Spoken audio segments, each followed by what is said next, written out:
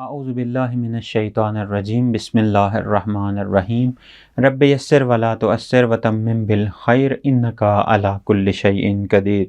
سامعین محترم، موالیان حیدر کرار، خداوند متعال سے دعا ہے خداوند متعال ان ایام میں کہ جو ایام شہادت امیر المومنین ہیں اور ایام شب قدر ہیں، ہمیں کما حق کا ہو جس طرح سے استفادہ کرنے کا حق ہے اس طرح سے استفادہ کرنے کی توفیق عطا فرمائے، اور ہمیں امیر المومنین کے اوان اور انصار میں سے شمار فرمائے، اور ہمیں امیر المومنین کا حقیقی شیعہ بننے کی توفیق عطا فرمائے۔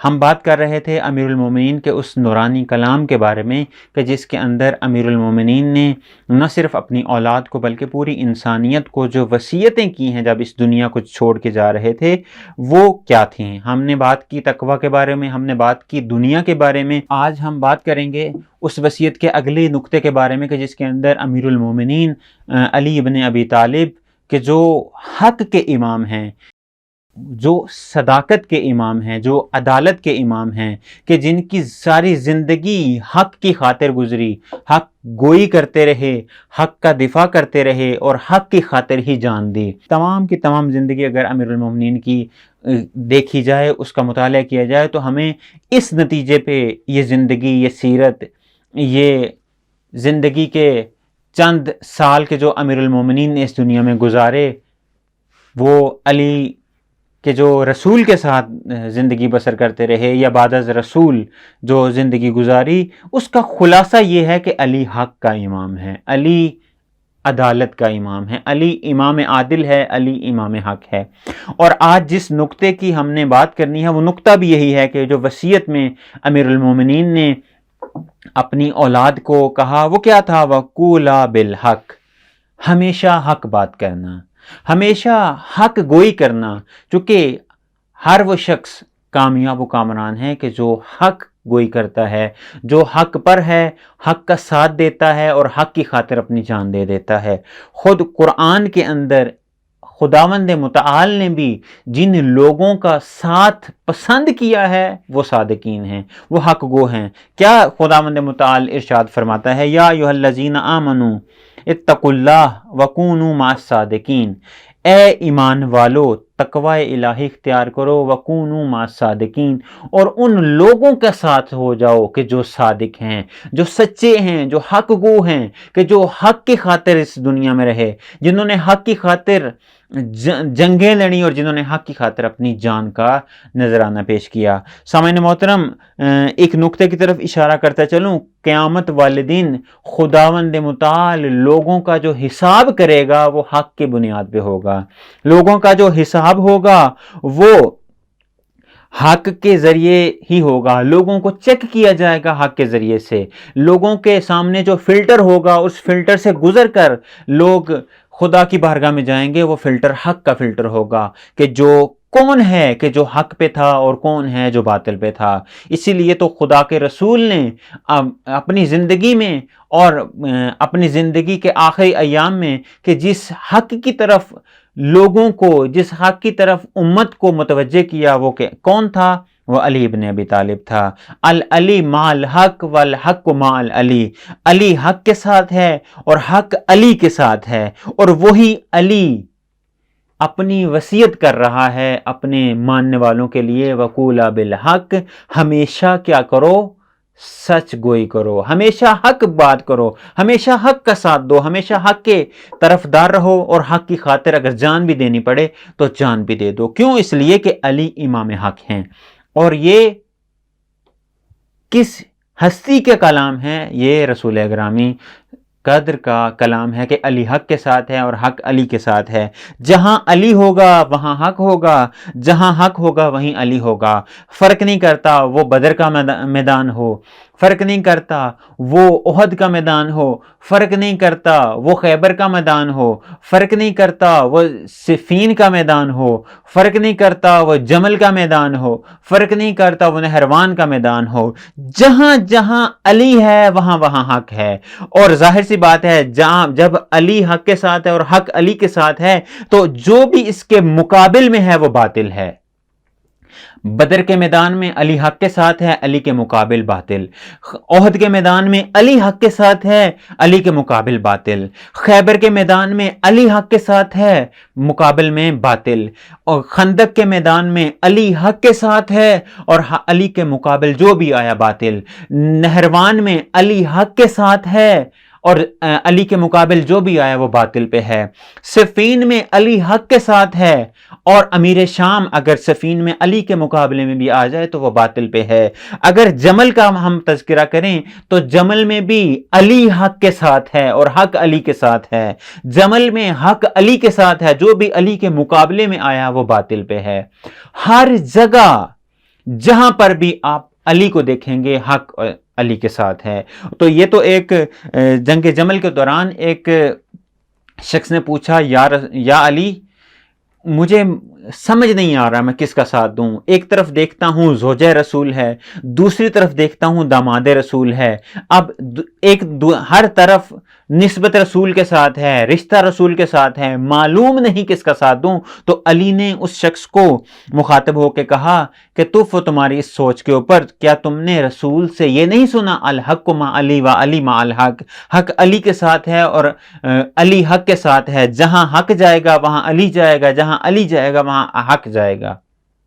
بس حق علی کے ساتھ ہے، وہی حق کا امام ہمیں وصیت کر رہا ہے کہ ہم کیا کریں، حق بولیں، حق سنیں، حق کی طرفداری کریں، حق کا دفاع کریں، اور اگر جان دینے کا موقع بھی آئے تو حق کی خاطر جان بھی دے دیں۔ اس کے بعد علی جو تلقین کر رہے ہیں، علی جو وصیت کر رہے ہیں وہ یہ ہے کہ وَتَوَاصَوْا بِالْحَقِّ، حق بات کرو اور ایک دوسرے کو حق کی تلقین کرو، ایک دوسرے کو سچ کی تلقین کرو، ایک دوسرے کے لیے ہمیشہ صداقت کا پہلو اپنے اندر کھول کے رکھو۔ کیوں؟ اس لیے کہ جو انسان سچا ہوگا وہی کامیاب ہے، جو انسان سچا ہوگا وہی ہدایت یافتہ ہے، جو انسان سچا ہوگا وہی سچوں کی پیروی کرے گا۔ اس لیے تو خداوند متعال نے قرآن میں ارشاد فرمایا یا ایھا الذین آمنوا اتقوا اللہ وکونوا مع الصادقین، ہمیشہ سچوں کی پیروی، سچوں کا ساتھ، سچوں کی معیت وہی کرتا ہے کہ جو سچ گو ہو، حق گو ہو۔ وہی علی فرما رہے ہیں وَقُولَا بِالْحَقِّ وَتَوَاصَوْا بِالْحَقِّ، حق کہو اور حق کی وصیت کرو، حق کو عام کرو۔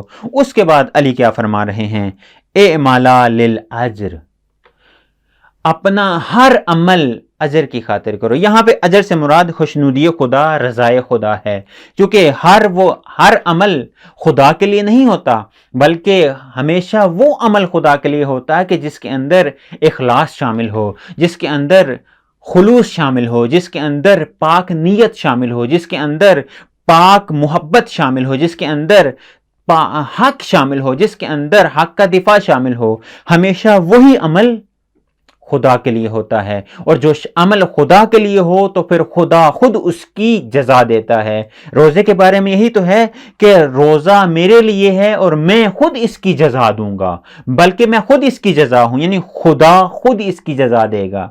بعض اوقات یہ ہوتا ہے کہ انسان ایک شخص کے لیے کام کرے تو وہ شخص اس کو انعام دے دیتا ہے، جزا دے دیتا ہے کہ یہ تم نے یہ عمل میرے لیے کیا ہے تو میں اس کی جزا تمہیں دیتا ہوں، اس کا انعام تمہیں دیتا ہوں۔ لیکن کیا بات ہے اس عمل کی کہ جو خدا کے لیے ہو اور خدا خود یہ انسان کو کہے کہ میں خود اس کی جزا دوں گا۔ اللہ اکبر۔ وہی علی یہ کہہ رہے ہیں اعملا للأجر، ہمیشہ عمل کرو کس کے لیے؟ خدا کی خوشنودی کی خاطر، خدا کی رضایت کی خاطر، خدا کی قرب کی خاطر، خدا کے تقرب کی خاطر، تقوی کو اختیار کرنے کی خاطر۔ کیوں؟ اس لیے کہ اگر نیت میں خدا شامل نہ ہو خدا وہ عمل قبول نہیں کرتا۔ انما الاعمال بالنیات، اعمال کا دار و مدار نیت کے اوپر ہے۔ اگر نیت میں یہ ہے کہ میں خوشنودی خدا کی خاطر عمل انجام دے رہا ہوں، ولو وہ ایک رکعت ہی کیوں نہ ہو، وہ خدا کی بارگاہ میں قابل قبول ہے۔ لیکن اگر نیت میں خدا شامل نہ ہو، نیت میں فخر و مباحات ہو، نیت میں ریاکاری ہو، وہ 10 رکعت ہو، 11 رکعت ہو، 20 رکعت ہو، 1000 رکعت ہو، وہ تمام کی تمام انسان کے منہ پہ ماری جائیں گی۔ پس عمل کا دار و مدار نیت کے اوپر ہے، اور نیت اگر خالص ہے تو وہ عمل بھی خالص ہے۔ اسی لیے علی علیہ السلام فرما رہے ہیں، وصیت کر رہے ہیں، اے مالا بالاجر، ہمیشہ خوشنودی خدا کے لیے عمل کو انجام دو۔ کیوں؟ اس لیے کہ وہ عمل کے جو خوشنودی خدا کی خاطر ہو وہ حتماً عمل صالح ہوتا ہے۔ ہم سے عمل مانگا گیا ہے، لیکن کون سا عمل؟ اب دیکھیں جہاں جہاں پر بھی قرآن میں متعدد غالبی طور پر اگر ہم دیکھیں، قرآن میں جس جگہ پر نماز کا تذکرہ ہے، ایمان کا تذکرہ ہے، اس کے ساتھ ساتھ عمل کا بھی تذکرہ ہے، لیکن اس کے ساتھ ایک شرط ہے۔ کون سی شرط ہے؟ مثلا سورہ عصر میں اگر ہم دیکھیں، بسم اللہ الرحمن الرحیم، والعصر ان الانسان لفی خسر الا الذین آمنوا وعملوا الصالحات۔ خسارے سے بچنا ہے تو ایمان ضروری ہے اور عمل ضروری ہے۔ کون سا عمل؟ کہ جو صالح عمل ہو۔ ہر عمل نہیں، بلکہ وہ عمل کے جو صالح عمل ہو۔ صالح عمل یعنی با موقع عمل۔ خود قرآن میں یہ ارشاد ہے، ہم نے موت اور حیات کو خلق ہی اسی لیے کیا ہے، لِيَبْلُوَكُمْ أَيُّكُمْ أَحْسَنُ عَمَلًا، تاکہ ہمیں معلوم ہو سکے کہ کون سا بندہ ہے کہ جو احسن عمل اور عمل صالح انجام دیتا ہے۔ خسارے سے بچنا ہے، عمل صالح اور ایمان کی ضرورت ہے۔ خدا کی بارگاہ میں مقرب ہونا ہے، عمل صالح کی ضرورت ہے۔ پس علی بھی اسی لیے کہہ رہے ہیں، اے مالا للاجر، پس عمل انجام دو خدا کی خوشنودی کی خاطر، عمل انجام دو وہ عمل کے جو عمل صالح ہو۔